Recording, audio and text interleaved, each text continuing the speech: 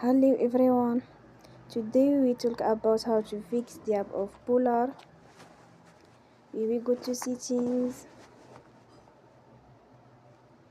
then we click on apps. After that we will search the app Polarr and we click the wheel on for stop. After that we will go to storage, then we click on clear cache. In the end you will turn your Wi-Fi and you will turn again. Don't forget to support us by like and subscribe. See you next time and thank you for watching.